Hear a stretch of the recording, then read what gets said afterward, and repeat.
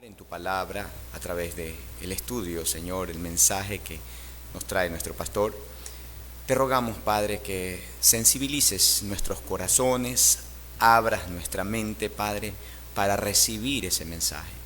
Y de esa manera, Padre, alimentanos espiritualmente. Necesitamos ese alimento espiritual para conservar nuestras vidas. Sí, Señor. Gracias por tu presencia aquí, Señor. Gracias por este culto. Lo ponemos en tus manos, desde el inicio hasta el final. Tu bendición sobre esta iglesia, Señor. Gracias, en el nombre de Jesús. Amén. Tomen asiento, por favor, hermanos.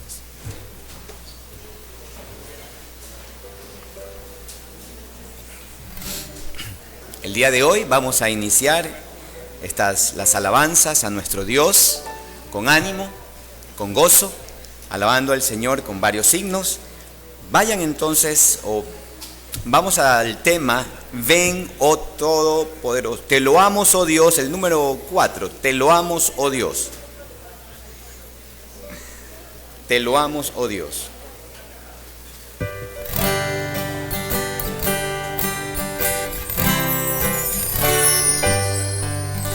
Te loamos, oh Dios, con unánime voz, porque en Cristo tu Hijo nos diste perdón. Aleluya, te alabamos, cuán grande es tu amor. Aleluya, te adoramos, bendito Señor. Te loamos, Jesús, quien tu trono de luz has dejado por darnos salud en la cruz. Aleluya, te alabamos, cuán grande es tu amor. Aleluya, te adoramos, bendito Señor. Te damos loor, Santo Consolador, que nos llenas de gozo y santo valor. Aleluya, te alabamos, cuán grande es tu amor. Aleluya, te adoramos, bendito Señor. Unidos load a la gran Trinidad, que es la fuente de gracia, virtud y verdad. Aleluya, te alabamos, cuán grande es tu amor. Aleluya, te adoramos, bendito Señor. Ante el trono celestial.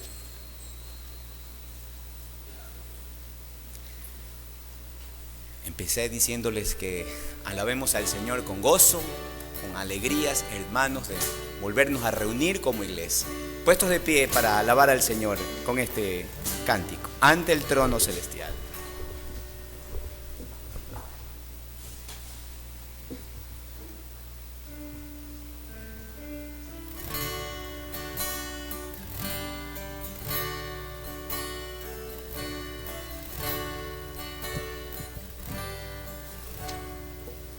Ante el trono celestial, Él intercede hoy por mí.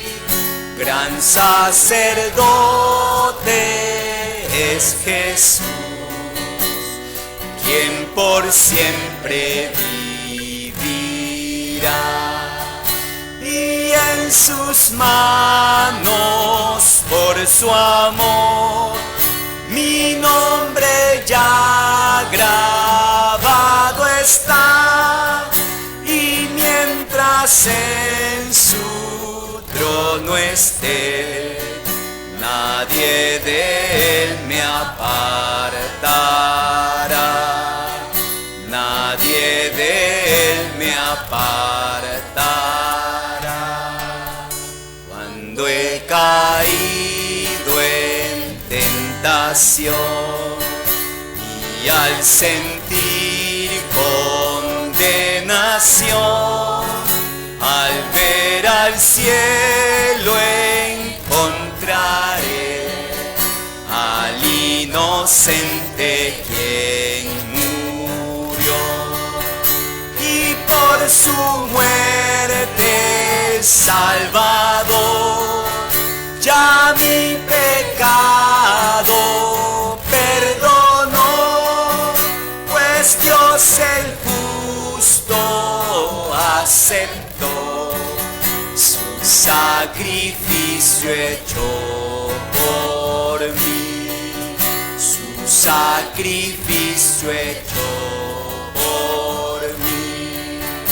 Y aquí el Cordero Redentor, quien al morir resucitó, el inmutable gran yo soy, el Rey de gloria y majestad. Unido a él no moriré, pues con su sangre me compró, mi vida escondida está en Cristo Dios mi Salvador, en Cristo Dios mi Salvador, en Cristo Dios mi Salvador. Tomen asiento, hermanos. Estad por Cristo firmes, estad por Cristo firmes.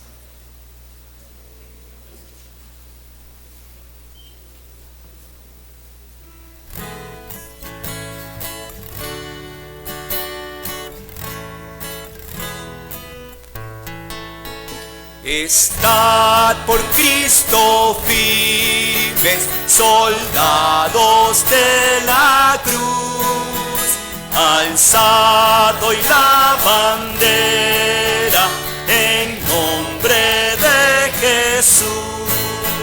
Es vuestra la victoria, con él por capitán, por él serán vencidas las huestes de Satán. Estad por Cristo firmes, os llama el alelí. Poned pues a la lucha, soldados todos y probad que sois valientes, luchando contra el mal. Es fuerte el enemigo, mas Cristo es sin igual. Está por Cristo firmes, las fuerzas vienen de el brazo de los hombres es débil y es infiel. Vestíos la armadura, velad en oración, deberes y peligros demandan gran tesón.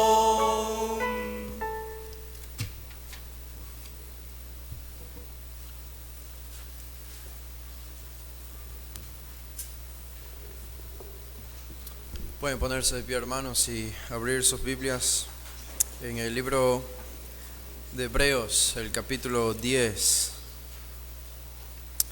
Hebreos, el capítulo 10, vamos a leer desde el versículo 1.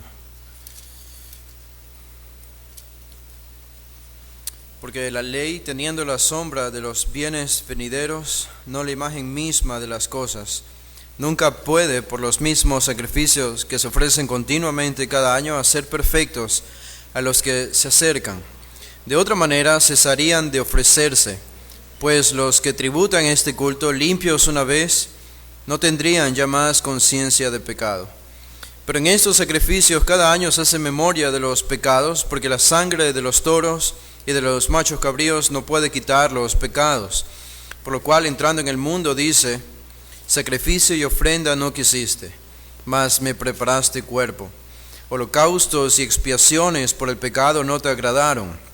Entonces dije: aquí que vengo, oh Dios, para hacer tu voluntad. Como el rollo del libro está escrito de mí. Diciendo primero: sacrificio y ofrenda y holocaustos y expiaciones por el pecado no quisiste, ni te agradaron, las cuales cosas se ofrecen según la ley. Y diciendo luego: he aquí que vengo, Dios, para hacer tu voluntad, quítalo primero, para establecer esto último. En esa voluntad somos santificados mediante la ofrenda del cuerpo de Jesucristo, hecha una vez para siempre. Y ciertamente todo sacerdote está día tras día ministrando y ofreciendo muchas veces los mismos sacrificios que nunca pueden quitar los pecados. Pero Cristo, habiendo ofrecido una vez para siempre un solo sacrificio por los pecados, se ha sentado a la diestra de Dios. De ahí en adelante, esperando hasta que sus enemigos sean puestos por estrado de sus pies, porque con una sola ofrenda hizo perfectos para siempre a los santificados, y nos atestigua lo mismo el Espíritu Santo, porque después de haber dicho: este es el pacto que haré con ellos después de aquellos días, dice el Señor, pondré mis leyes en sus corazones y en sus mentes las escribiré, añade: y nunca más me acordaré de sus pecados y transgresiones. Pues donde hay remisión de estos, no hay más ofrenda por el pecado.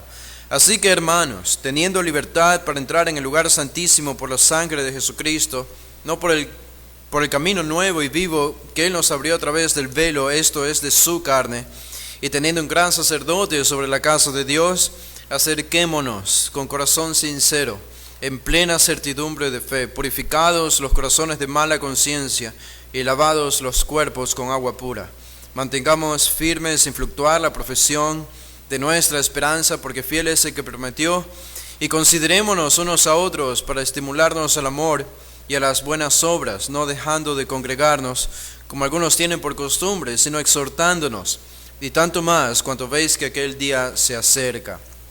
Porque si pecaremos voluntariamente, después de haber recibido el conocimiento de la verdad, ya no queda más sacrificio por los pecados, sino una horrenda expectación de juicio y de hervor de fuego que ha de devorar a los adversarios. El que viola la ley de Moisés por el testimonio de 2 o 3 testigos muere irremisiblemente. ¿Cuánto mayor castigo pensáis que merecerá el que pisoteare al Hijo de Dios y tuviere por inmunda la sangre del pacto en la cual fue santificado e hiciere afrenta al Espíritu de gracia? Pues conocemos al que dijo: mía es la venganza, yo daré el pago, dice el Señor. Y otra vez el Señor juzgará a su pueblo. Horrenda cosa es caer en manos del Dios vivo. Pero traed a la memoria los días pasados, en los cuales, después de haber sido iluminados, sostuvisteis gran combate de padecimientos. Por una parte, ciertamente, con vituperios y tribulaciones, fuisteis hechos espectáculo, y por otra, llegasteis a ser compañeros de los que estaban en una situación semejante. Porque de los presos también os compadecisteis, y el despojo de vuestros bienes sufristeis con gozo, sabiendo que tenéis en vosotros una mejor y perdurable herencia en los cielos. No perdáis, pues, vuestra confianza, que tiene grande galardón, porque os es necesaria la paciencia, para que, habiendo hecho la voluntad de Dios, obtengáis la promesa, porque aún un poquito, y el que ha de venir vendrá y no tardará. Mas el justo vivirá por fe, y si retrocediere no agradará a mi alma. Pero nosotros no somos de los que retroceden para perdición, sino de los que tienen fe para preservación del alma. Hagamos una oración. Padre, gracias te damos, Señor, porque tus promesas son enormes y perdurables. Gracias porque Cristo ha abierto un camino libre, que por medio de su carne, de su sacrificio, de su sangre, nos ha abierto para tener una entrada con confianza a tu presencia, a tu trono, en el cual nuestros pecados han sido perdonados por un solo sacrificio, por nuestro sumo sacerdote perfecto, que realizó este sacrificio entregándose él mismo en la cruz. Y ahora nosotros tenemos este privilegio de acercarnos a ti, a tu presencia, en cualquier lugar, en cualquier momento. Y también de manera pública tenemos el privilegio de acercarnos a ti corporalmente como iglesia este día domingo y cada domingo, en el cual venimos, Señor, a elevar nuestro corazón, a oír tu palabra. Venimos a que tú seas adorado, Señor, por nuestros corazones imperfectos, pero rogando que tu Espíritu en medio de nuestra imperfección haga que nuestra adoración llegue a ti y sea de tu agrado. No somos, Señor, de los que retroceden para perdición, no somos de los que han sido iluminados y llenos de tu verdad y hemos sido transformados para volver de nuevo como el perro a su vómito, al pecado. Somos, Señor, de los que tienen fe para vida eterna. Ayúdanos, Señor, a entender la profundidad de esta implicación para nuestra vida y también para los que no tienen esta fe, pero piensan que la tienen. Y el peligro en el que se encuentran, Señor, de cometer el pecado imperdonable para el cual no habrá más arrepentimiento. Señor, líbranos, Señor, guíanos y pedimos que utilices este culto y este servicio para santificarnos y para elevarnos a tu presencia. Lo pedimos en el nombre de Jesús. Amén. Pueden tomar asiento, hermano.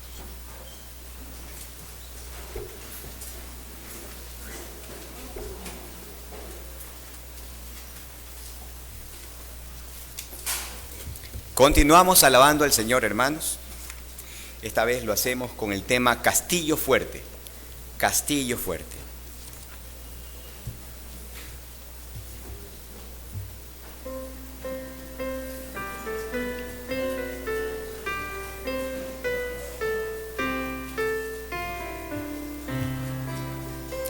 Castillo fuerte es nuestro Dios, defensa y buen escudo.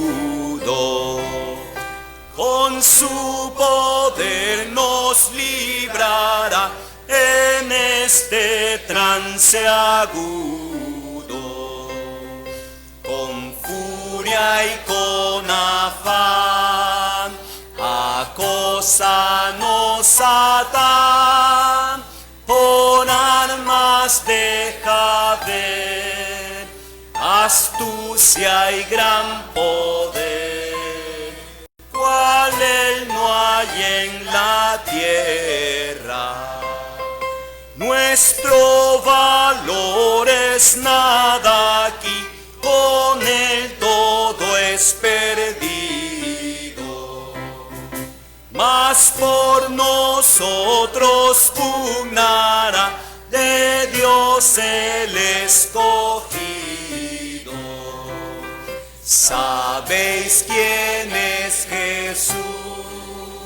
El que venció en la cruz, Señor de Sabaoth, y pues Él solo es Dios. Él triunfa en la batalla, aunque estén demonios mil prontos a devorarnos.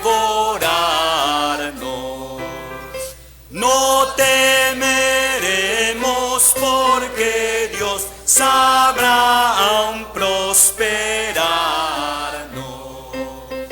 Que muestre su vigor Satán y su furor, dañarnos no podrá, pues condenado es ya por la palabra santa.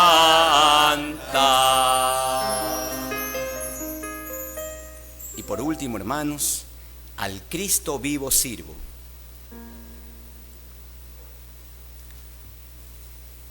Al Cristo vivo sirvo.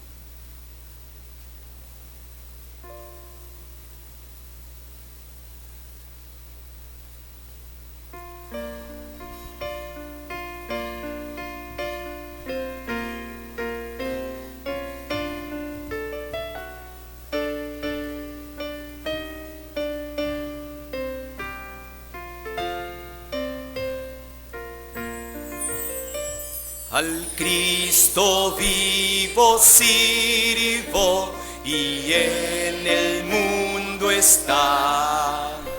Aunque otros lo negaren, yo sé que Él vive ya. Su mano tierna veo, su voz consuelo da. Y cuando yo le llamo, muy cerca está. Él vive, hoy vive el Salvador. Conmigo está y me guardará, mi amante Redentor. Él vive, me imparte salvación. Sé que Él viviendo está porque vive en mi corazón. En todo el mundo entero contemplo yo su amor. Y al sentirme triste, consuélame el Señor. Seguro estoy que Cristo mi vida guiando está, y que otra vez al mundo regresará. Él vive, hoy vive el Salvador. Conmigo está y me guardará, mi amante Redentor. Él vive, me imparte salvación. Sé que Él viviendo está porque vive en mi corazón. Regocijad, cristianos, hoy himnos entonar, eternas aleluyas a Cristo el Rey cantar. Ayuda y esperanza del mundo pecador. No hay otro tan amante como el Señor. Él vive, hoy vive el Salvador. Conmigo está y me guardará, mi amante Redentor. Él vive, me imparte salvación. Sé que Él viviendo está porque vive en mi corazón.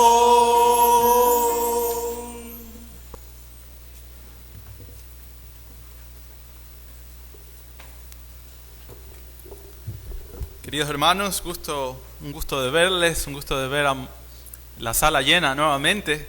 Es de mucho ánimo adorar al Señor con todas nuestras ganas, fuerzas en esta mañana de domingo. Simplemente compartir con ustedes algunos anuncios que algunos están en su boletín y otros no, así que le invito a poner atención para que esté atento y pendiente de todo lo que está pasando en la vida de nuestra iglesia.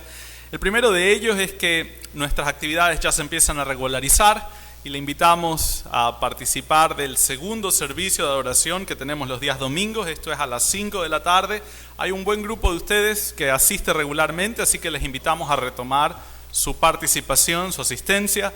Y para aquellos que no han tenido la costumbre, los invitamos a formar parte de este grupo de hermanos y de adorar al Señor el día domingo, tanto en la mañana como en la tarde. Así que están cordialmente invitados. Otro de los anuncios con respecto a los servicios es que este día miércoles volvemos al horario habitual y nos vamos a reunir 7 en punto PM, 7 PM en punto. Tenga nota de eso. Volvemos al horario más tardecito, ya no tanto a las 6, sino a las 7 PM. Así que por favor, anótelo. Estamos muy contentos porque ya otra vez tenemos escuela dominical para niños también, así que eso nos tiene con mucho gozo. Los niños pueden seguir su instrucción, pueden seguir siendo instruidos en la palabra, así que desde hoy nuevamente eso se ha retomado. Tanto también la clase de fundamentos de la fe, no lo habíamos anunciado, pero este próximo domingo vamos a retomar las lecciones, los hermanos que estaban estudiando fundamentos de la fe. Esto no es un curso para toda la iglesia, simplemente para aquellos que no habían tomado fundamentos de la fe antes. Ya vamos por la lección 3, así que los estudiantes saben bien quiénes son. Simplemente recordarles que usted debe anotar el próximo domingo 8:30 de la mañana para que esté listo para su nueva clase de fundamentos de la fe. Continuemos orando por nuestro pastor. Llegó bien. El miércoles les comentamos a los hermanos que estaban acá que llegó con bien, gracias a Dios. Está teniendo algunas oportunidades de ministerio incluso, según lo que nos ha podido compartir. Así que eso es bueno. Y estemos orando que el Señor lo guarde, lo use y pronto lo traiga de regreso nuevamente en medio nuestro.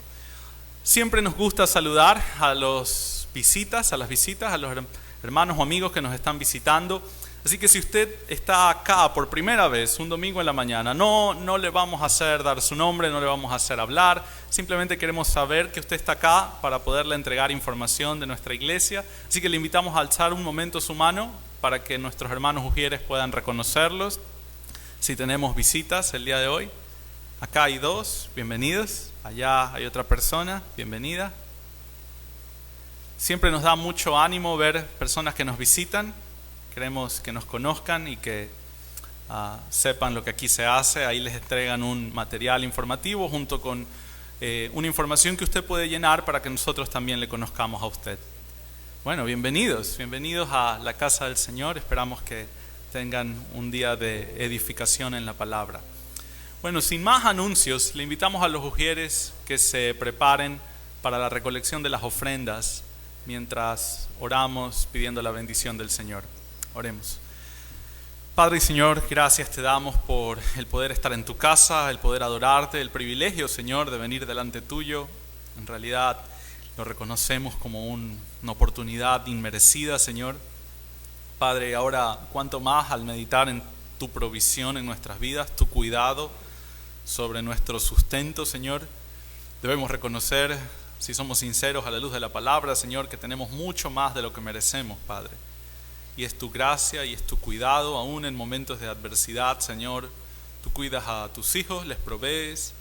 Y, Señor, por medio de ello podemos también ser generosos y compartir con la iglesia, Señor, y sostener los ministerios de esta tu iglesia, Señor. Padre, bendice las ofrendas que sean usadas para la expansión de tu reino, para que las actividades que aquí se hacen puedan continuar. Y que muchos vengan a salvación, a conocerte, y muchos santos, muchos creyentes vengan también a edificación, Señor, como es tu voluntad, Padre.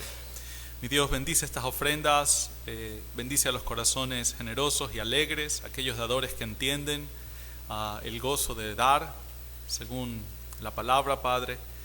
Y desde ya, Señor, oramos por el mensaje. Gracias por tu palabra que nos instruye, nos limpia, nos guía, es luz en medio de nuestro mundo, Señor. Padre bendito, todo esto está en nuestro corazón y lo elevamos en oración por medio de la intercesión y méritos de Cristo, Señor. En su nombre oramos. Amén.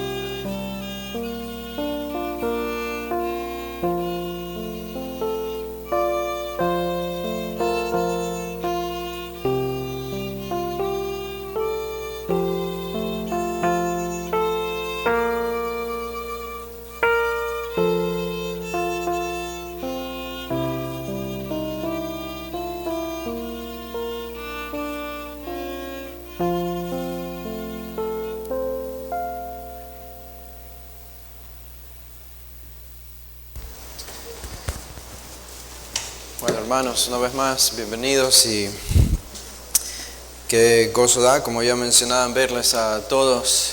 Gracias también a los hermanos que hicieron el esfuerzo de venir las semanas anteriores, aunque fue un poco difícil. Y gracias a todos siempre por seguir y estar fieles aquí ante el Señor. Hoy amanecimos con una mañana un poco fresca, ¿no? Tanto así que han apagado los aires, algún aire. Y bueno, damos gracias a Dios por eso. Pueden abrir sus Biblias, hermanos, en el capítulo 12 del Evangelio de Lucas. Si ustedes tienen sus boletines, pueden revisar el título del sermón de esta mañana: el peligro de negar a Cristo, la blasfemia contra el Espíritu Santo. Este va a ser el tema que va a ser que dediquemos nuestra atención en esta mañana. Y en realidad vamos a enfocarnos en un solo versículo, que es el versículo 10 del capítulo 12 de Lucas. Lucas 12, 10. El texto dice: a todo aquel que dijere alguna palabra contra el Hijo del Hombre, le será perdonado. Pero al que blasfemare contra el Espíritu Santo, no le será perdonado. La explicación de este texto necesita un reconocimiento de todo su contexto. Este es un pasaje que no ha sido ignorado por los cristianos. Estaba revisando el día de ayer, de hecho, los cristianos y los principales líderes en la historia del cristianismo, ya casi desde los primeros siglos, casi inmediatamente después de que murieron los apóstoles, comenzaron a ofrecer algunas interpretaciones acerca de este pasaje importante. Y el contexto es clave para nosotros. Si ustedes han seguido, hace un tiempo que ya no retornábamos a Lucas, hace algunas semanas, pero si ustedes han seguido la serie de Lucas, este capítulo 12 por lo menos que hemos estudiado, nos encontramos aquí en que Jesús se está dirigiendo hacia Jerusalén para terminar ya con su ministerio y morir finalmente en la cruz. Y mientras viaja a Jerusalén, está siendo acompañado por sus 12 discípulos y los más fieles entre ellos, y Jesús continúa haciendo algunos milagros y dando instrucciones a los discípulos. Y probablemente aquí en el capítulo 12 él se encuentra en la región de Perea. La región de Perea en la Palestina antigua del tiempo de Jesús se encontraba al sur de Palestina, ya cerca de Jerusalén. Es decir, Jesús ya ha abandonado el ministerio de Galilea, el norte de Palestina, donde reunió y conoció a sus discípulos inicialmente. Y lo que le ha traído hasta aquí entonces ha sido una serie de eventos que desembocan al final del capítulo 11. Si ustedes recuerden todos los ayes que Jesús declara contra los fariseos y contra los expertos en la ley, al final del capítulo 11, en todos estos versículos, tenemos la condenación de Jesús contra la religión de su tiempo, la religión de los fariseos y los escribas. Duras condenas, dura palabra de Jesús, para ellos un duro discurso de digerir para estos religiosos. Jesús se encontraba en la casa de este fariseo que había sido invitado por él y comiendo allí dedicó todos estos términos fuertes contra ellos. ¿Cuál fue el resultado después de todo lo que Jesús les dijo? Y después de denunciar la falsa religión, encontramos en el versículo 53 del capítulo 11, dice, diciéndoles él estas cosas, los escribas y los fariseos comenzaron a estrecharle en gran manera y a provocarle a que hablase de muchas cosas, acechándole y procurando cazar alguna palabra de su boca para acusarle. Hemos repetido ya varias veces que la hostilidad de los religiosos era creciente, iba creciendo en el ministerio de Jesús. Fue un crecimiento paulatino y progresivo. Y nos encontramos en un punto clave, porque después de estas palabras y de esta condenación de Jesús, la hostilidad cobró una nueva dimensión contra Jesús y sus discípulos. Y eso es lo que nos hace iniciar el capítulo 12, y entonces en el capítulo 12 Jesús está pensando en la religión falsa de los fariseos y los expertos en la ley y todos los problemas que esto trae para la vida de las personas. Y él no está pensando tanto en él mismo. Él sabe que él va a morir, él sabe que va a terminar en la cruz en Jerusalén y que va a ascender al cielo, pero la preocupación de Jesús está en sus discípulos, porque ellos son hombres, son personas de carne y hueso, y como tales, aunque ya eran salvos y eran creyentes, eran susceptibles a la gran tentación de la falsa religión, susceptibles como todos nosotros a la gran tentación de cualquier falsa religión. Jesús dice cuál es, en el versículo 1 del capítulo 12, es la hipocresía. Por eso Jesús les dice a sus discípulos, guardaos de la levadura de los fariseos, que es la hipocresía. Entonces, estas palabras de Jesús trajeron un enfrentamiento directo entre los fariseos y sus discípulos. El peligro entonces era que ahora los fariseos iban a perseguir a Jesús con más recrudecimiento, pero no solo a Jesús, sino también a los discípulos. Y en esta persecución, entonces los discípulos se verían tentados a probablemente negar a Cristo. Se verían tentados a no comunicar todo el mensaje que Jesús les envió a comunicar, a claudicar en su llamado a la gran comisión que encontramos en Mateo 28. Los religiosos les ordenaron en el libro de los Hechos a no predicar acerca de la resurrección de Jesús. Y entonces, ¿cuál era la tentación para los discípulos? Predicar el mensaje del Evangelio parcialmente, no todo el mensaje, por la hipocresía.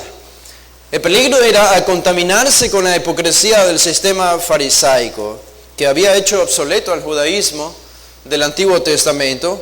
Fue la hipocresía lo que lo hizo obsoleto, no fue la herejía, fue la hipocresía. Y tenía la intención de también convertir en obsoleto este nuevo movimiento que Jesús había iniciado con sus discípulos, lo que se llamaría el cristianismo después, y de hecho lo hizo obsoleto, por lo menos en una rama del cristianismo, que es la Iglesia Católica. La hipocresía, aparte de la herejía, lo hizo obsoleto. Ante esta persecución, entonces, la mayor preocupación de Jesús era esta. No era la muerte de sus discípulos. Jesús nunca les dijo a sus discípulos, no se mueran. Eso no habría tenido sentido, porque eso no dependía de los discípulos. Ni era la mayor preocupación de Jesús la muerte de sus discípulos. La mayor preocupación de Jesús para con sus discípulos en este momento era la hipocresía, más que la muerte. Y nosotros entendemos el temor El temor del hombre era la clave de todo esto. Si ellos temían al hombre, iban a comportarse hipócritamente, iban a terminar negando el mensaje completo y claudicando. Y el temor es clave para no ceder ante la tentación de la hipocresía en medio de la persecución especialmente. Y por eso tenemos el versículo 4, dice: mas os digo, amigos míos, no temáis a los que matan el cuerpo y después nada más pueden hacer. Pero os enseñaré a quién debéis temer. Temed a aquel que después de haber quitado la vida tiene poder de echar en el infierno. Si os digo, a este temed. ¿No se venden 5 pajarillos por 2 cuartos? Con todo, ni uno de ellos está olvidado delante de Dios, pues aun los cabellos de vuestra cabeza están todos contados. No temáis, pues más valéis vosotros que muchos pajarillos. Ustedes notan el énfasis de estos 4 versículos, el 4 al 7. ¿Cuántas veces se repite? No teman, teman a Dios, no teman al hombre, no teman. Este era el problema, este era el peligro y esta era la tentación de los discípulos: tener temor de las autoridades religiosas, las autoridades civiles. Esto iba a minar, esto iba a afectar el movimiento de Jesús, la predicación del Evangelio, la fidelidad, la lealtad de ellos hacia Él. Y por lo tanto, en esta segunda porción Jesús les dice: sean intrépidos. Sean intrépidos. Más arriba, en los primeros 3 versículos, Jesús les dice: sean sinceros. No sean hipócritas, sean sinceros. Y acá abajo les dice, del 4 al 7, sean intrépidos, no teman al hombre. Teman a Dios. Esta es la cura para no temer al hombre. Dios tiene un cuidado perfecto y providencial sobre ustedes. No teman a los hombres, teman a Dios. Sean intrépidos. Y esto nos lleva al tercer punto. En este pasaje, versículo 8 dice: os digo que todo aquel que me confesare delante de los hombres, también el Hijo del Hombre le confesará delante de los ángeles de Dios. Mas el que me negare delante de los hombres será negado delante de los ángeles de Dios. A todo aquel que dijere alguna palabra contra el Hijo del Hombre le será perdonado, pero al que blasfemare contra el Espíritu Santo no le será perdonado. Cuando os trajeren en las sinagogas y ante los magistrados y las autoridades, no os preocupéis por cómo qué habréis de responder o qué habréis de decir, porque el Espíritu Santo os enseñará en la misma hora lo que debáis decir. Este tercer punto en el discurso de Jesús a sus discípulos tiene que ver con la lealtad. Sean leales, les dice Jesús a sus discípulos. Sean leales a mí. Confiesen a Cristo en medio de la persecución. Todo este pasaje tiene el contexto, la futura persecución, y debemos pensar en eso. Es la futura persecución que permanecía latente allí para los discípulos, y sabemos que ocurrió y se desembocó casi inmediatamente después de que Jesús retornó al cielo. Entonces, la conducta externa sería el resultado de una actitud interna. ¿Cuál es la actitud interna? El temor a Dios. El temor a Dios. ¿Y en qué resultaría eso? Eso resultaría en confesar a Cristo públicamente, sin ningún temor. Esos son los versículos del 8 al 12. Ahora, nosotros hemos cubierto los primeros 2 versículos, 8 y 9, la última vez que estudiamos Lucas. Y hoy fija nuestra atención el versículo 10. Y ese versículo 10, Lucas es el único que lo ubica en un lugar no esperado para nosotros. Porque cuando revisamos que aparece el mismo discurso de Jesús y casi las mismas palabras acerca de la blasfemia contra el Espíritu Santo, los 2 otros evangelistas, Mateo y Marcos, lo ubican en las palabras, en los labios de Jesús, pero claramente haciendo referencia a los fariseos y a los judíos. Pero en este caso, Lucas lo incorpora en el mensaje de Jesús, no a los fariseos religiosos, sino a sus discípulos, Y una de las razones, pienso, por la que Lucas hace esto es por lo que dice el versículo 9. Yo creo que el versículo 9 va a ser clave para entender el versículo 10 acerca de la blasfemia contra el Espíritu Santo. Si yo les puedo adelantar un poco, un hombre, un individuo que comete el pecado de blasfemar contra el Espíritu Santo, debemos concluir no ha nacido de nuevo. Es alguien que no ha nacido de nuevo. Y nosotros pensamos, bueno, si alguien que comete la blasfemia contra el Espíritu Santo es alguien que no es un creyente, que no ha nacido de nuevo, ¿por qué Jesús se lo dice a sus discípulos en este versículo 10? Creo que le bajaron un poco el volumen. No sé si ustedes me escuchan igual, pero yo no me escucho. Sí, le bajaron el volumen, así que ya. ¿Mejor? ¿Ahí? ¿Un poco mejor? Si tienen una queja, ya saben. Le conversan a Stalin nomás, con amor y con cariño, pero le digan la próxima. Ok. El versículo 9, ¿qué dice el versículo 9?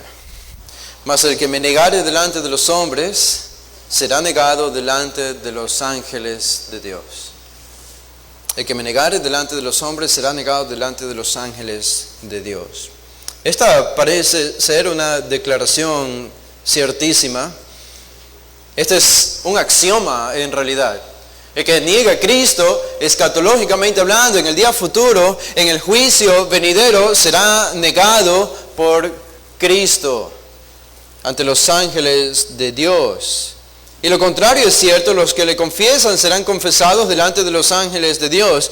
Qué gran promesa esta. Tú piensas, si tú eres fiel hoy, si eres un creyente que has nacido de nuevo y confiesas a Cristo, incluso en medio de la persecución, si confiesas tu cristianismo y permaneces leal a Él, ¿sabes cuál es la promesa? Que en su segunda venida, Cristo, o tu nombre va a estar en los labios de Cristo frente a la entera corte celestial de ángeles y del mismo Padre.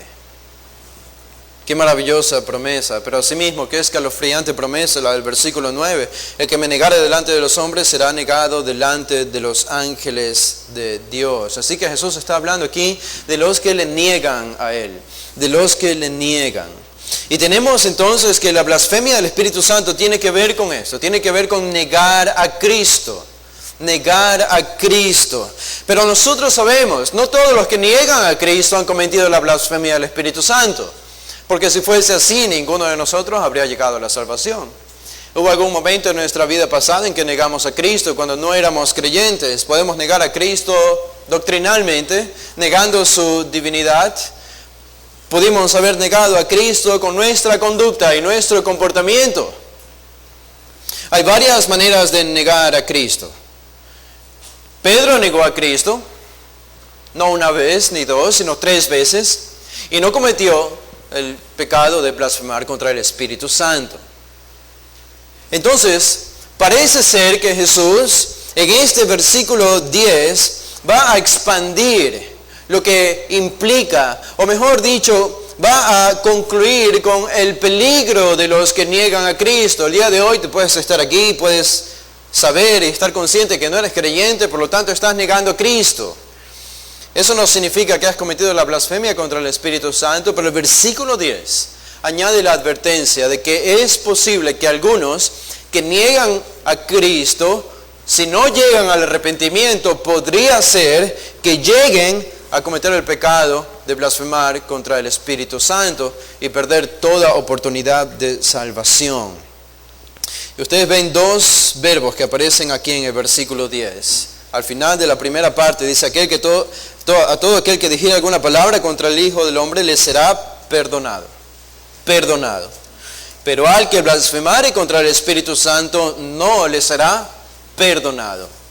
La palabra perdonado se repite 2 veces aquí. Y lo que más nos sorprende a nosotros no es la primera parte del versículo 10, sino la segunda parte del versículo 10. Cuando leemos de que un individuo puede llegar a cometer un pecado del que Dios no perdonará, no está dispuesto a perdonar. Eso puede ser un poco chocante para algunos cristianos. Un pecado para el cual no hay perdón. Que tú sabes que si llegas a cometer ese pecado, no vas a recibir jamás el perdón de Dios. ¿Y cómo interpretar algo así? Por eso decía, esto ha maravillado la mente de muchos cristianos y líderes cristianos en historia. y han buscado entender lo que significa el pecado imperdonable. Cuando tenemos la gran enseñanza a lo largo de toda la Escritura del corazón perdonador de Dios.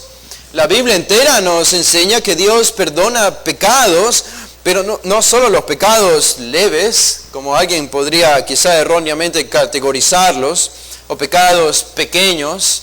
Dios perdona todo tipo de pecado. Esta es la gran promesa, esta es parte de las buenas nuevas del Evangelio. En Éxodo 34, por ejemplo, en el versículo 6, cuando Moisés estaba contemplando la gloria de Dios, dice en el versículo 6, y pasando Jehová por delante de él, proclamó: Jehová, Jehová, fuerte, misericordioso y piadoso, tardo para la ira, y grande misericordia y verdad, que guarda misericordia a millares, que perdona la iniquidad, la rebelión y el pecado. Este es el corazón de Dios. ¿Me escuchan un poco bajo ahora de nuevo? Sí, ¿no? Otra vez. Stalin, súbele un poco el volumen, por favor. Estaba bien hace un rato, pero le volvieron a bajar. No entiendo por qué. Ok. Este es el corazón de Dios. Es un corazón perdonador. Un corazón perdonador. En Primera de Reyes, el capítulo 8, ahí está un poco elevado. En Primera de Reyes, el capítulo 8, ¿se acuerdan que Salomón está allí postrado ante el templo que apenas han terminado de construir?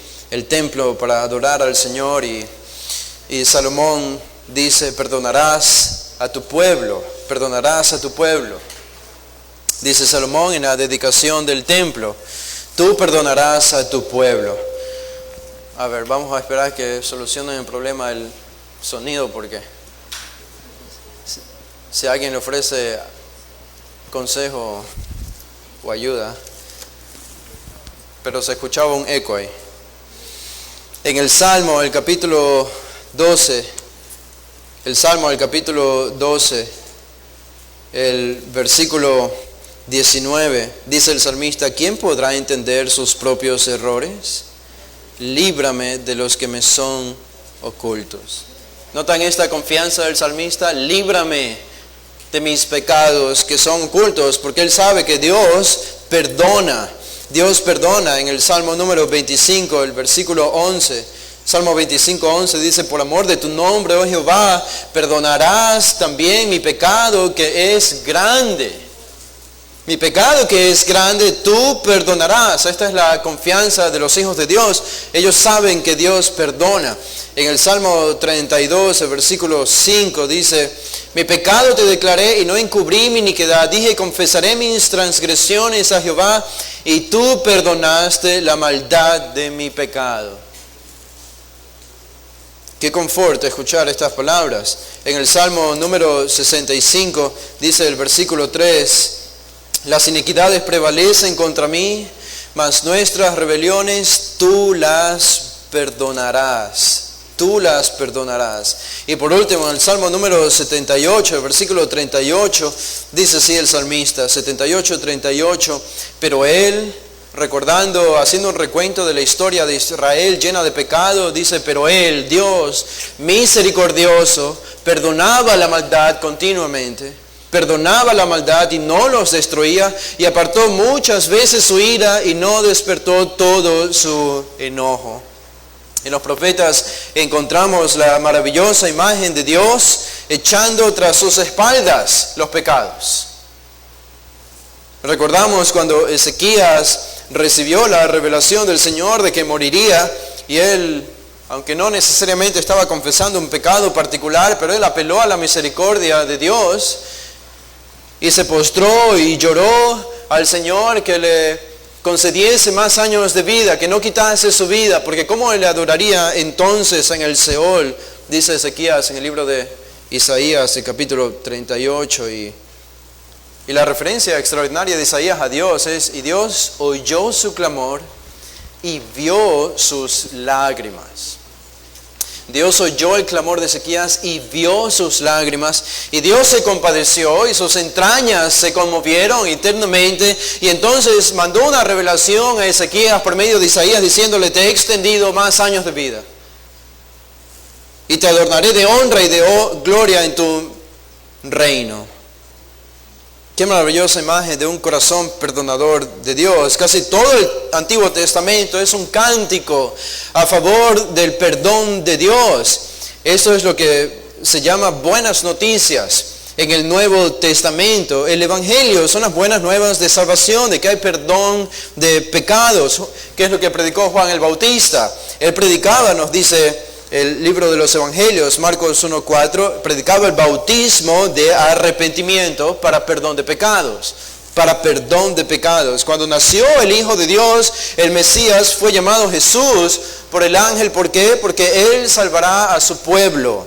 Él salvará a su pueblo de sus pecados. Pablo llama a la redención el perdón de pecados en Colosenses 1:14. El perdón de pecados. Ustedes quieren llamar a su salvación con alguna especie de concepto o nombre, puede ser el perdón de pecados. Así que, hermanos, si hay alguien aquí que no tiene educación, si hay alguien aquí que no sabe leer y que tenga una muy pobre preparación académica, puede gloriarse en el hecho de que entiende y ha experimentado y conoce el mensaje más sublime de todos. El mensaje que tanto ni siquiera todos los eruditos de este mundo pueden entender. Dios me ha perdonado de mis pecados. Dios me ha perdonado de mis pecados. Si entiendes, si experimentas esto, eres el individuo más sabio que todos los científicos del mundo. Esta es la verdad más profunda que revela la Biblia acerca del Evangelio. Dios ha perdonado nuestros pecados. Y ustedes saben de qué pecados Dios les ha perdonado. No son pecados pequeños. Si este es nuestro Dios y esta es nuestra confianza, ¿cómo entender entonces las palabras de Jesús? De que Dios, este mismo Dios que perdonó al vil rey Manasés con todas sus abominaciones, porque cuando él se postró, el texto dice que Dios se lamentó de él y lo perdonó.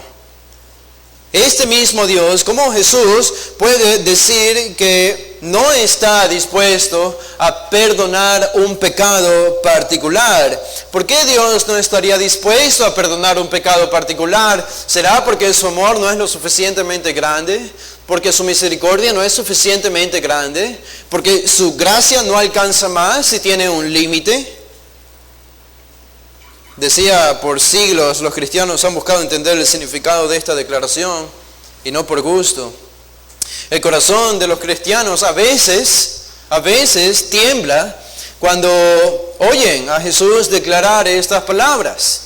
El que blasfema contra el Espíritu Santo no recibirá perdón. Porque han creído que existe el peligro de que ellos hayan cometido el pecado de blasfemar contra el Espíritu Santo. No han sido pocos los creyentes que han venido a su pastor preguntando el significado de este texto o preguntando, ¿he cometido el pecado de blasfemar contra el Espíritu Santo? Y aquí debemos evitar simplismos. Yo me acuerdo cuando estaba en un seminario y a un profesor le hicieron esta pregunta que estaba funcionando como pastor. ¿Qué significa el pecado de la blasfemia contra el Espíritu Santo? Y él respondió diciendo, bueno, lo que dice el texto es hablar en contra del Espíritu Santo. Blasfemar es literalmente hablar en contra del Espíritu Santo. Eso es el pecado imperdonable. Eso es demasiado simplista. Debemos buscar ser simples en explicar la Biblia, pero no simplistas, porque decir eso nos deja a todos bajo el yugo de este mismo pecado, porque todos de alguna manera, si no necesariamente con los labios, pero hemos pecado contra el Espíritu Santo.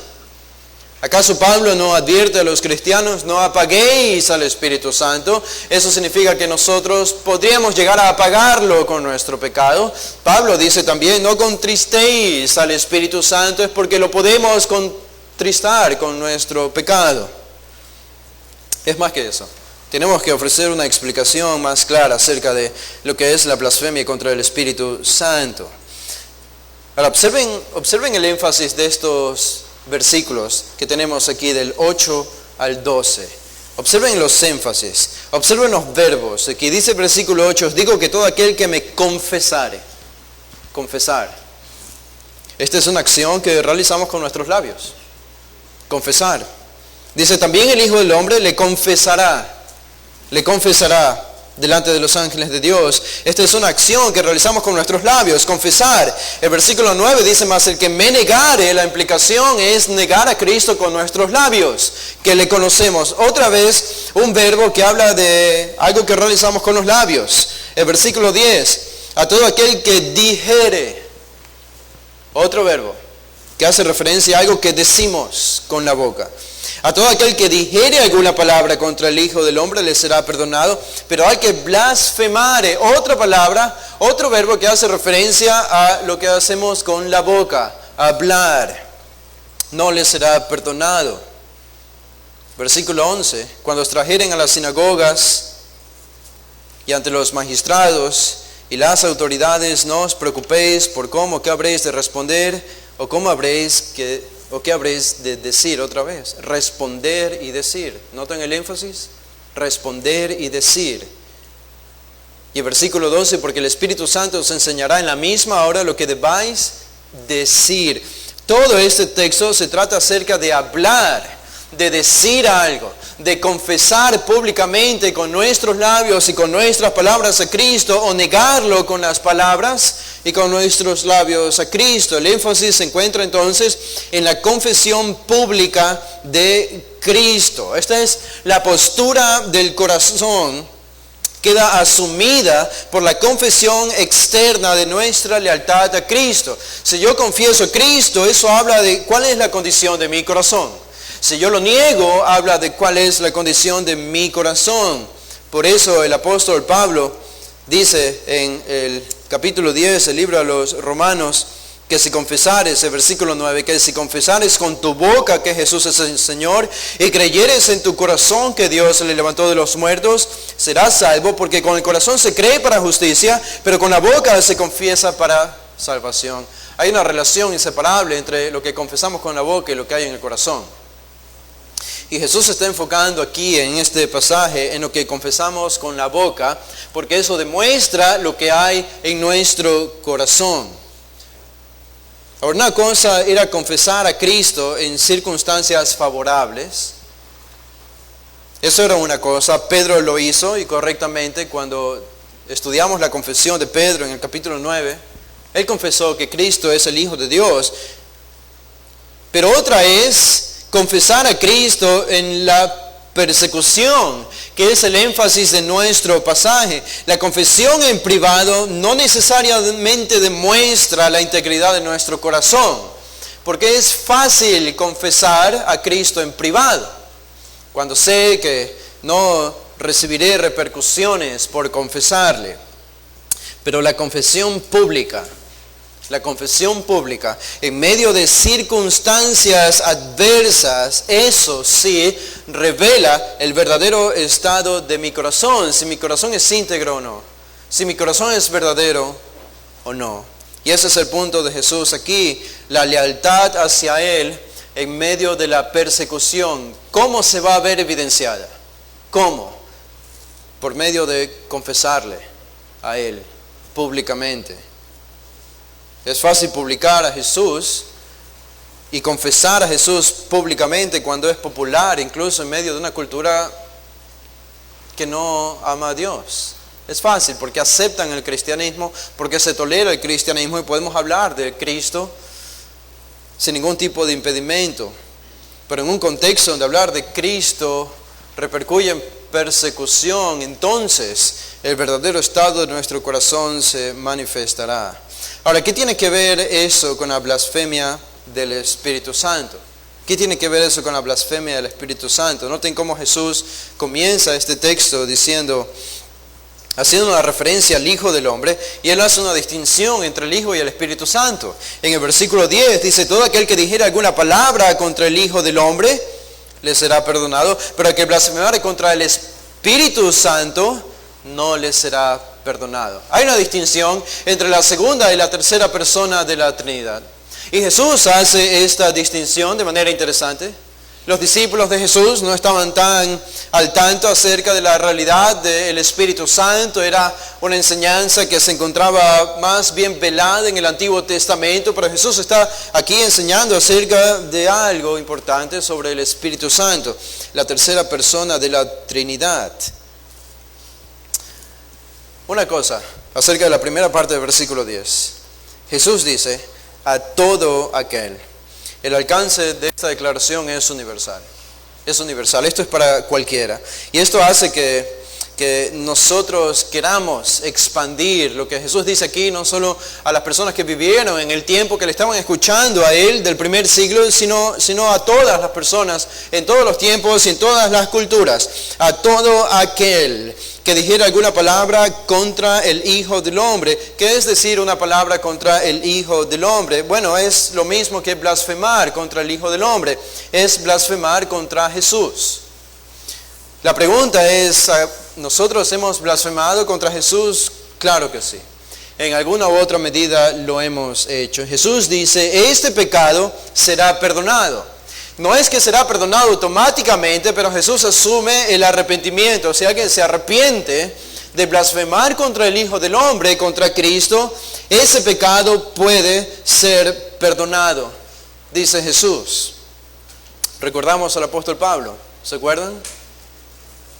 El Nuevo Testamento nos enseña, y él mismo reconoce que el Nuevo Testamento, en 1 Timoteo 1:13, que él era un blasfemo, que él había blasfemado contra el nombre de Dios. Él había blasfemado contra Cristo. Él estaba persiguiendo a Cristo. Cuando Jesús se le aparece allí en Hechos, le dice, Saulo, Saulo, ¿por qué me persigues? Saulo estaba blasfemando de Cristo y estaba persiguiendo a Cristo. Y estaba obligando a los cristianos a blasfemar de Cristo, nos enseña el libro de los Hechos. Y sin embargo, Saulo fue perdonado. Y esta es la maravillosa promesa. Y esta es una parte del versículo 10 que podemos ignorar fácilmente, porque inmediatamente nos enfocamos en la segunda parte del versículo 10, que es la blasfemia contra el Espíritu Santo, tanto así que ignoramos la gran promesa de la primera parte del versículo 10. Y esta promesa es que podemos tener perdón a pesar de haber blasfemado contra el Hijo de Dios. Imagínense al malhechor que estaba colgado al lado de Jesús. Los evangelios nos dicen que inicialmente los dos estaban blasfemando y vituperando a Cristo cuando estaban siendo crucificados. Y más adelante nos dice otro evangelista que uno de ellos reconoció su pecado ante Jesús y le rogó que lo recuerde a él en el paraíso, y Jesús lo hizo. Tenemos allí el perfecto ejemplo de un hombre que blasfemó contra Cristo y fue perdonado. Blasfemar contra el Espíritu Santo no es simplemente blasfemar contra el Hijo. Tiene que ser algo más que eso. Tiene que ser algo más que eso, porque Saulo lo hizo y fue salvado. El malhechor en la cruz lo hizo y fue salvado.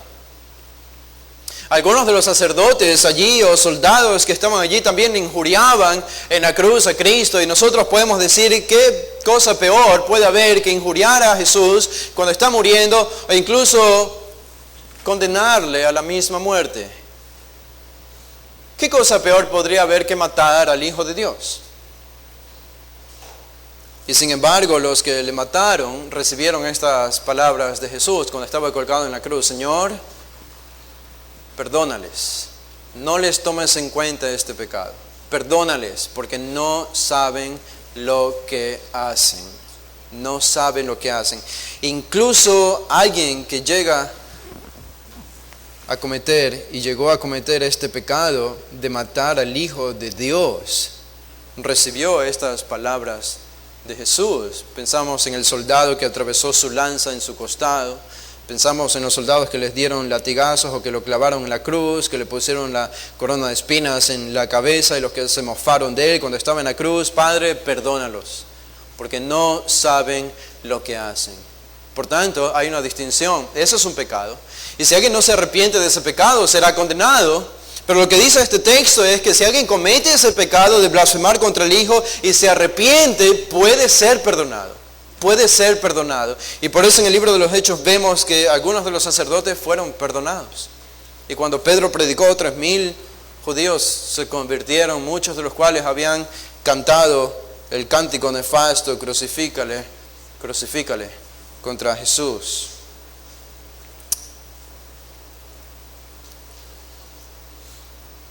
Jesús estaba perfectamente consciente de quién era Él. Y estaba perfectamente consciente de quién era el Espíritu Santo. Él conocía el poder que fluía de Él. Para hacer milagros era el poder que venía del Espíritu Santo. Algo interesante que me parece a mí es que lo que hace que Jesús diga esta palabra, este versículo, en versículo 10, a sus discípulos, pienso yo, es para hacerles ver a ellos la distinción entre negar a Cristo, un pecado que puede ser perdonado, y blasfemar contra el Espíritu Santo, un pecado del cual ellos no podrían haber participado. Y Jesús marca esta distinción. Y probablemente Pedro pensó en esto cuando le negó a Jesús 3 veces. Pero Pedro se debió haber aferrado a la promesa de la primera parte del versículo 10. He negado y he blasfemado contra Jesús. Pero Jesús me dijo y me enseñó que ese pecado tiene perdón. Porque si Pedro pensaba en la segunda parte del versículo 10, el hombre iba a estar desalentado. E iba a perder toda esperanza. Pedro estaba en la primera parte del versículo 10, no en la segunda parte del versículo 10. Y esta quizás es una de las razones por las que Jesús quiso enseñar este pasaje y pronunció esta enseñanza a sus discípulos, aparte de enseñar esto a los fariseos que habían cometido este mismo pecado. Ahora, noten una cosa, ¿qué no es blasfemar contra el Espíritu Santo? Tenemos que entender el pecado que llevó a esto, el pecado que llevó a cometer este mismo error. Horrenda cosa es que eran en manos del Dios vivo. Y los que habían cometido este pecado ya estaban en las manos del horrendo Dios vivo. No había escapatoria. Y todo se debió a la culminación de un milagro que Jesús realizó en el capítulo 11. Y fue la sanación del endemoniado. ¿Se acuerdan? Jesús sanó un demonio en el capítulo 11. Y cuando Jesús lo sanó, dice el versículo 14, estaba Jesús echando fuera un demonio que era mudo, y aconteció que salido el demonio, el mudo habló y la gente se maravilló. La gente se maravilló. Mateo 12 nos dice que la gente al ver este milagro estaba preguntándose, ¿será este el hijo de David? ¿Será el hijo de David? Más los otros milagros que Jesús había hecho, estaban aparentemente tratando de hacer una obra en la vida de estos incrédulos judíos y estaban ya dudando acerca de quizá este es el prometido del Antiguo Testamento. Pero inmediatamente llega el versículo 15 y se interponen los fariseos y dice, pero algunos de ellos decían, por Belcebú, príncipe de los demonios, echa fuera los demonios. Esto es lo que dijeron los fariseos acerca de Jesús, para acallar la conciencia de los judíos que estaban dudando si este era el Hijo de Dios.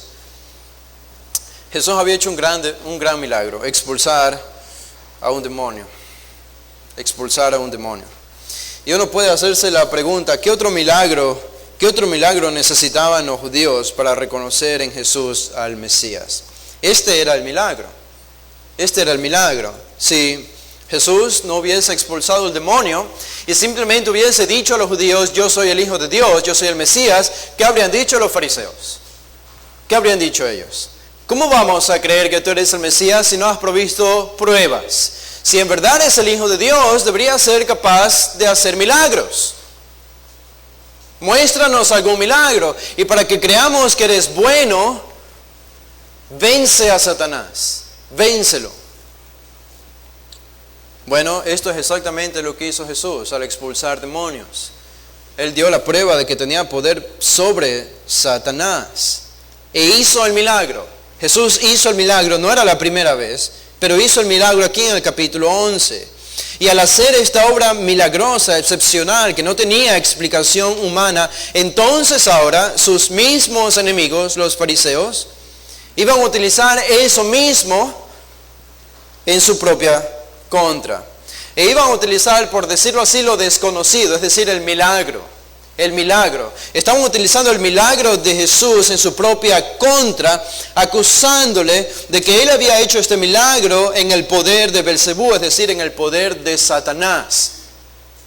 Lo que nadie podía ver es lo que ellos utilizaron para acusar a Jesús. ¿Qué es lo que nadie podía ver? La fuente de la que Jesús recibía este poder. ¿Cuál era la fuente por la que Jesús hizo el milagro de expulsar el demonio? El Espíritu Santo. El Espíritu Santo. Pero nadie podía ver esto. Ellos solo veían la manifestación del milagro. Entonces los fariseos utilizaron lo desconocido para acusar a Jesús. No podían acusarlo por medio de la moralidad, porque Jesús fue perfectamente moral.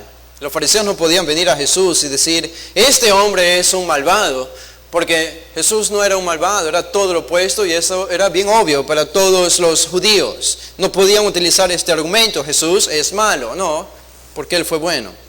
Pero sí podían acusarle por medio de lo que la gente no podía ver en Jesús. ¿Y qué es lo que la gente no podía ver en Jesús? Su motivación y la fuente de su poder, que era el Espíritu Santo. Esta es la ironía que encontramos aquí al ver esta sanación, esta conversión, este milagro. Reconocemos que para los fariseos habría sido entonces más creíble el testimonio de Jesús si no hacía milagros. Porque si expulsaba al demonio, entonces era partidario de Satanás. Si no expulsaba el demonio, entonces no tenía poder para probar que era el Hijo de Dios. Nada podría satisfacer a los fariseos. Y esto Jesús lo entendió muy bien.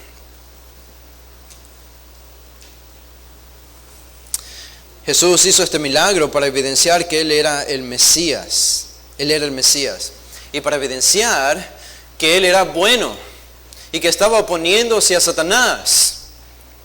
¿Y saben lo que concluyeron los fariseos? Justamente lo opuesto a eso. Que Él no era el Mesías y que Él era un súbdito de Satanás. Casi que era la encarnación de Satanás. ¿Qué otro milagro podía hacer Jesús para demostrar que Él se oponía a Satanás? Sino expulsar un demonio.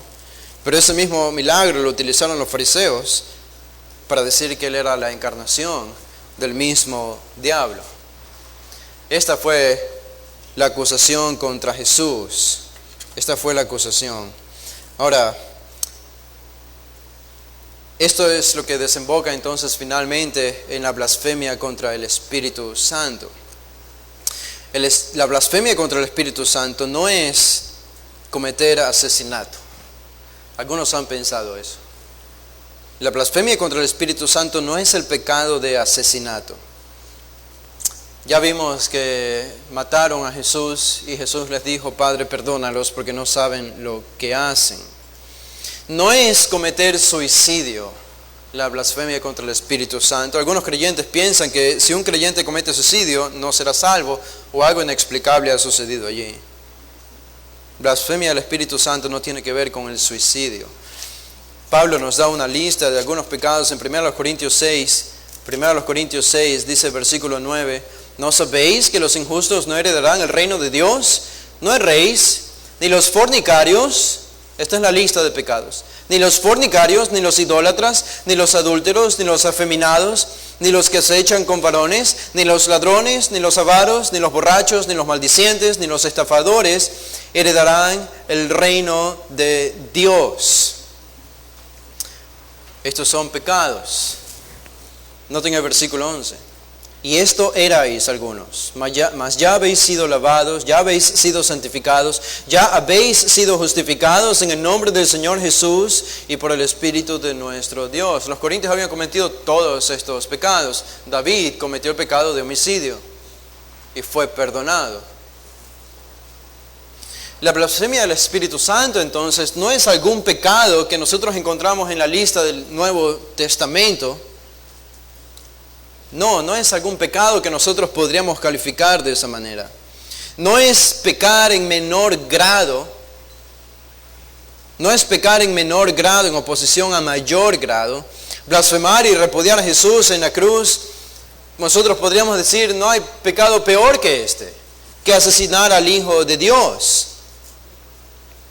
No es simplemente cometer un pecado en un grado mayor, la blasfemia contra el Espíritu Santo. No es mera incredulidad la blasfemia contra el Espíritu Santo, aunque incluye ser incrédulo, pero no es mera incredulidad, porque todos hemos sido incrédulos y no cometimos la blasfemia contra el Espíritu Santo. Así que la blasfemia contra el Espíritu Santo es algo más que simplemente incredulidad. No es tampoco meramente pecar contra el Espíritu Santo, porque como ya vimos, todos pecamos contra el Espíritu Santo. Lo contristamos o lo apagamos y aún así somos perdonados. Ananías y Zafira mintieron al Espíritu Santo. Tiene que ser algo diferente a esto. Tiene que ser algo diferente. La blasfemia contra el Espíritu Santo. Ahora, noten entonces lo que dice Lucas 10 y la segunda parte del versículo 10. Pero el que blasfemare contra el Espíritu Santo no le será perdonado. Al que blasfemare contra el Espíritu Santo. Esa palabra blasfemar está allí. Es degradar con el habla a alguien. Degradar con el habla o denigrar a alguien. Es un asunto especialmente sensible en una sociedad orientada a la vergüenza como la sociedad judía del primer siglo.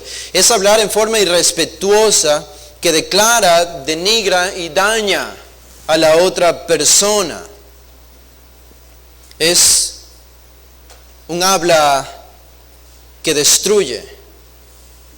Es más que una palabra, un sonido que sale de la boca, es un discurso que sale de la boca. Es un mensaje que es pronunciado y que tiene la intención de destruir a la otra persona. En el Antiguo Testamento vemos que el nombre de Dios fue blasfemado y el pecado por blasfemar el nombre de Dios era la muerte, la lapidación. Esto lo vemos en Levítico 24. Y un hombre, hijo de una madre, tuvo que ser apedreado en el campamento de Israel por blasfemar el nombre de Dios. Gracias a Dios que un mandamiento como ese ya no está vigente porque esta iglesia estuviese vacía, si eso lo siguiésemos practicando el día de hoy. Los cristianos blasfemamos contra Dios, especialmente antes de ser salvos, como Saulo. La blasfemia contra el Espíritu Santo, entonces, difícilmente se refiere a meramente una articulación o una fórmula en la que la palabra Espíritu Santo está allí dentro de nuestro discurso. Tiene que ser más que eso, más que eso. Ahora, déjenme tratar de explicar entonces qué es la blasfemia del Espíritu Santo. Probablemente no voy a terminar, pero quedará parte de la explicación para el siguiente domingo. Una manera de entender la blasfemia del Espíritu Santo y por qué no puede ser perdonada. ¿Qué es y por qué no puede ser perdonada? Es cuando entendemos el rol que el Espíritu Santo jugó en el ministerio de Jesús. En el ministerio de Jesús. Si ustedes recuerdan, cuando Jesús vino al mundo, Él fue concebido por el poder del Espíritu Santo. Le dijo Gabriel a María: será concebido en tu vientre y el poder del Espíritu Santo lo cubrirá. El poder del Espíritu Santo. Entonces tenemos en la misma venida del Hijo de Dios en su encarnación, el Espíritu Santo estuvo jugando un papel clave en la encarnación de la persona humana de Jesús en el vientre de María. Tenemos en el capítulo 1, el versículo 35, estas mismas palabras: el Espíritu Santo vendrá sobre ti y el poder del Altísimo te cubrirá con su sombra. El Espíritu Santo en la encarnación de Jesús. Noten el versículo 42. Cuando María visita a Elizabeth, dice ahí mismo en Lucas 1:42, y exclamó a gran voz y dijo: bendita tú entre las mujeres y bendito el fruto de tu vientre. Le dice Elizabeth a María: ¿por qué se me concede esto a mí, que la madre de mi Señor venga a mí? ¿Por qué dijo estas palabras Elizabeth? Bueno, el versículo 41 lo explica. Elizabeth fue llena del Espíritu Santo. Del Espíritu Santo.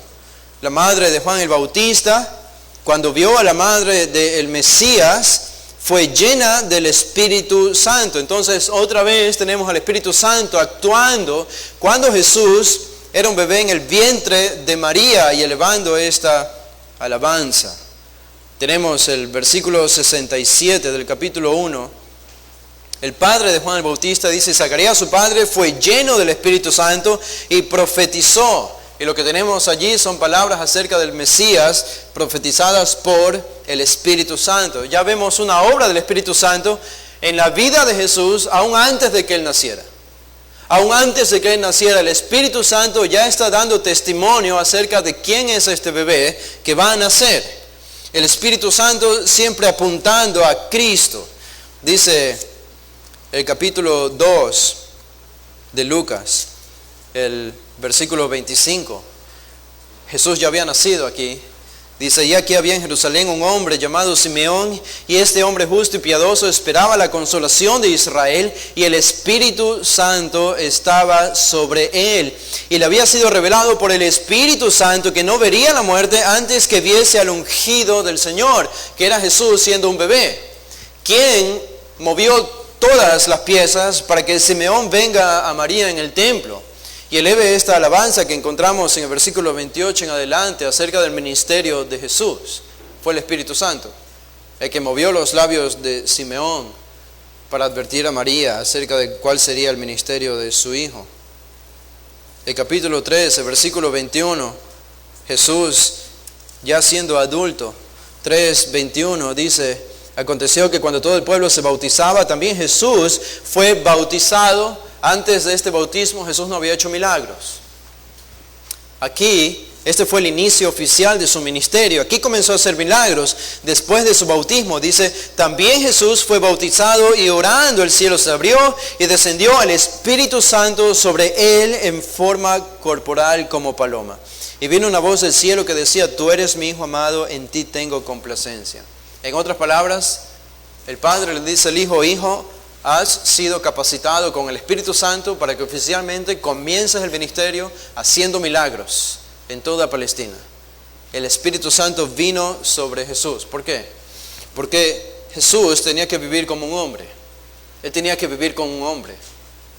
No dejó de ser Dios, no podía dejar de ser Dios, pero sí podía limitar sus poderes divinos.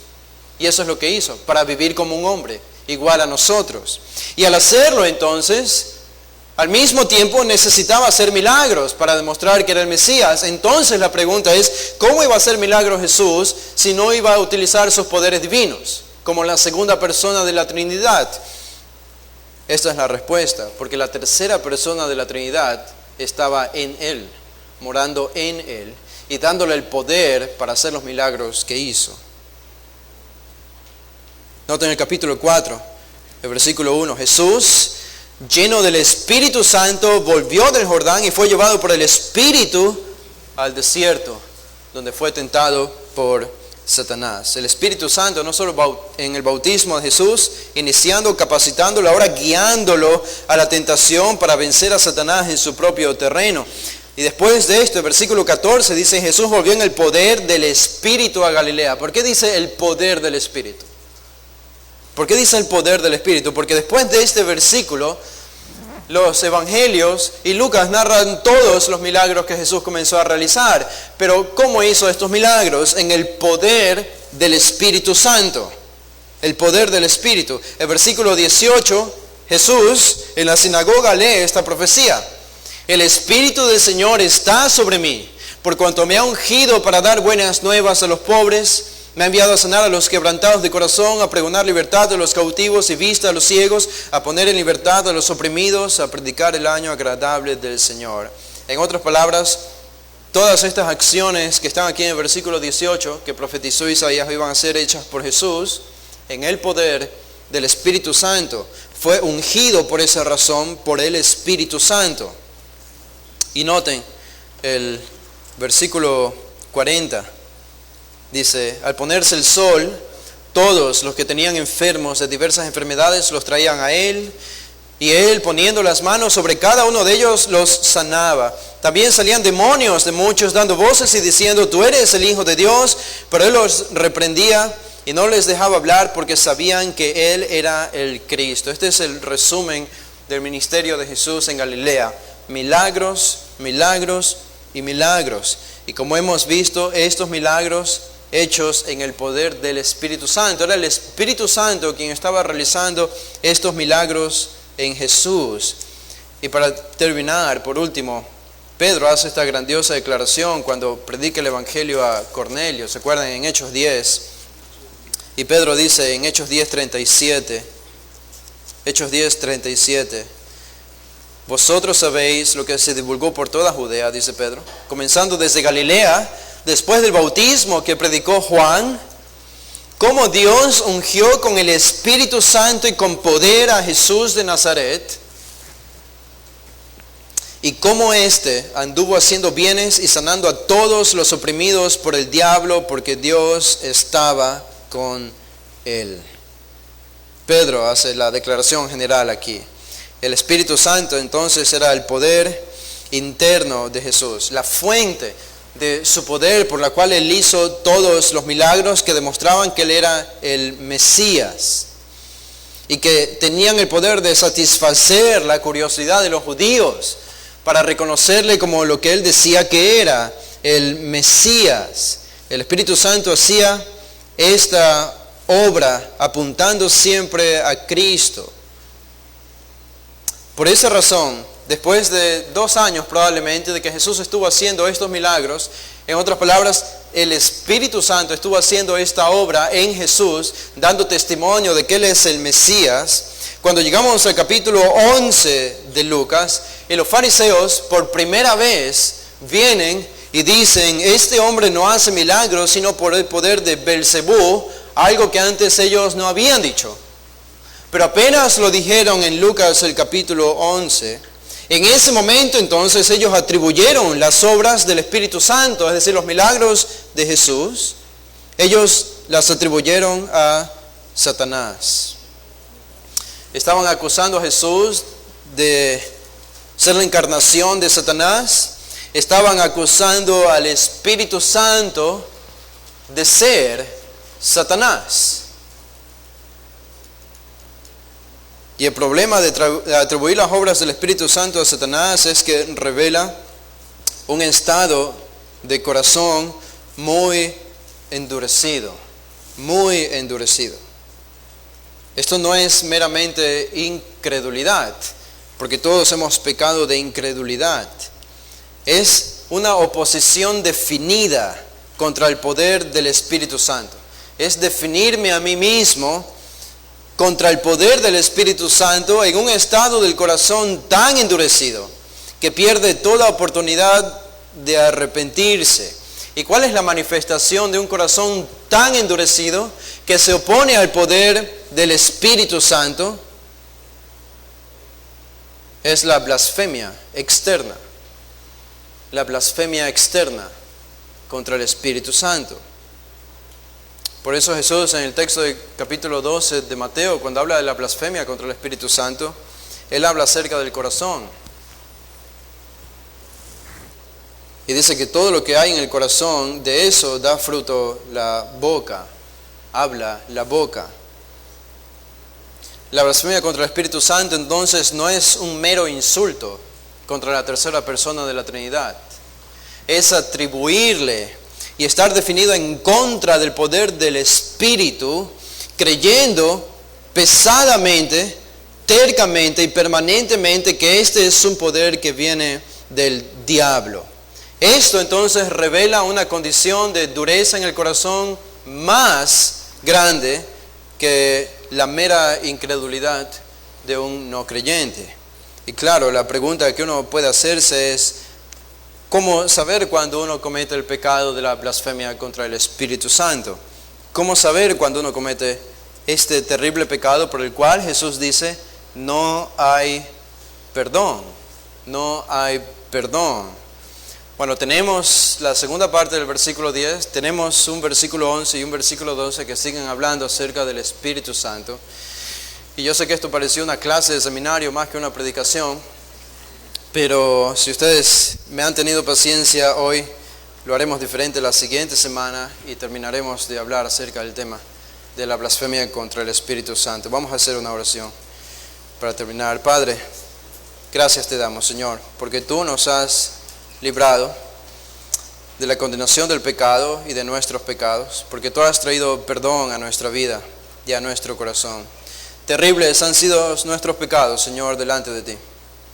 Y ahora que hemos experimentado tu limpieza, la regeneración, el nuevo nacimiento, Señor, nos encontramos en una situación similar a la que los discípulos se encontraban. Ellos tenían la admonición de ir y publicar tu nombre a las naciones.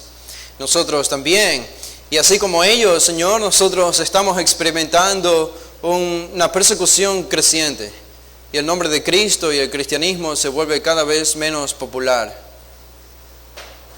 Padre, algunos cristianos han claudicado ya, y han dejado de confesar tu nombre, han dejado de reunirse, han abandonado sus responsabilidades, o como líderes, pastores, o como miembros creyentes. Este es el peligro de la persecución, esta es la presión y apenas es el comienzo. Y nosotros, Señor, te pedimos y te rogamos que nos ayudes a entender lo que los discípulos entendieron y que fue lo que les motivó a que en el libro de Hechos llenen todo el mundo de tu evangelio a pesar de la oposición y la hostilidad. Tenemos lo mismo que ellos tienen, tu palabra y sobre todo tu Espíritu Santo que mora en nosotros, que fluye en nosotros, el poder de la tercera persona de la Trinidad que coexiste con el Padre y con el Hijo desde la eternidad y hasta la eternidad, este poder infinito que mora en nosotros para impulsarnos a hacer lo que debemos hacer en cuanto a nuestra responsabilidad de confesar a Cristo y de practicar nuestro cristianismo sin hipocresía, sin escondernos, sin temor, sin claudicar en nuestra fe, y sabiendo que al haber nacido de nuevo, Señor, nos has librado de cometer del pecado imperdonable, de la blasfemia contra el Espíritu Santo. Y rogamos que tengas piedad de los que están en peligro de cometer este pecado por el cual no hay perdón. Líbralos antes de que lleguen al punto de no retorno, de perder toda oportunidad de arrepentimiento, y úsanos a nosotros, Señor, para llevar el Evangelio a estas personas. Gracias te damos, Señor, por tu gran misericordia y tu gran perdón, en el nombre de Jesús. Amén. Bueno, hermanos, pueden ponerse de pie. No olviden, hoy en la tarde tenemos nuestro segundo culto. En la tarde, a las 5 de la tarde, vamos a despedirnos haciendo una oración. Padre, gracias te damos por este día, Señor, por tu palabra, por la coinonía y la comunión que nos da, Señor, con nuestros hermanos. Ahora que nos despedimos, llévanos con tu protección y tu cuidado a nuestros hogares. Bendice también nuestra comunión y tu palabra el día de hoy en la tarde, en este culto que vamos a tener. Gracias, Padre, por todas tus bendiciones y misericordias. Te pedimos y elevamos nuestra adoración y nos despedimos en el nombre de Jesús. Amén.